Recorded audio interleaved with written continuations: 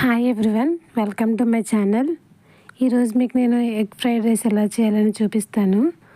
ముందుగా కావాల్సినవి స్లైసెస్గా కట్ చేసిన ఆనియన్స్, కట్ చేసిన మిర్చి, అల్లం వెల్లుల్లి పేస్ట్, గరం మసాలా పౌడర్, కావాల్సినన్ని ఎగ్స్, కొద్దిగా కొత్తిమీర, అలాగే కొంచెం జీలకర్ర.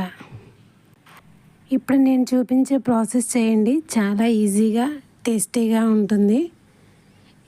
ఎగ్స్ క్వాంటిటీ ఎక్కువ తీసుకోవాలి, అలాగే రైస్ క్వాంటిటీ తక్కువగా ఉంటే ఎగ్ ఫ్రైడ్ రైస్ చాలా టేస్టీగా ఉంటుంది.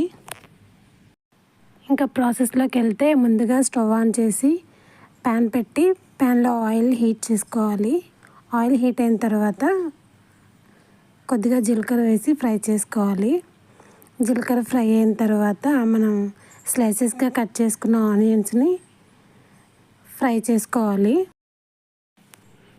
ఆ తర్వాత ఆనియన్స్లో కట్ చేసి పెట్టుకున్న పచ్చిమిర్చిని యాడ్ చేయాలి. ఆనియన్స్, పచ్చిమిర్చి బాగా ఫ్రై చేసుకోవాలి. ఆ తర్వాత అల్లం వెల్లుల్లి పేస్ట్ని యాడ్ చేసుకోవాలి.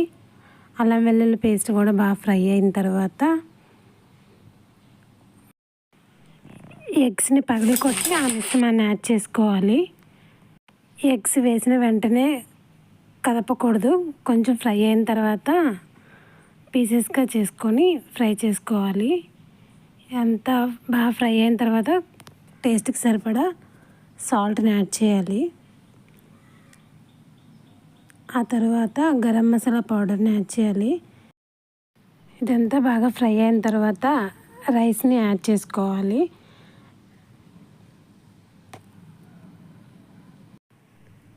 ఇదంతా రైస్ పట్టేలా బాగా కలుపుకోవాలి.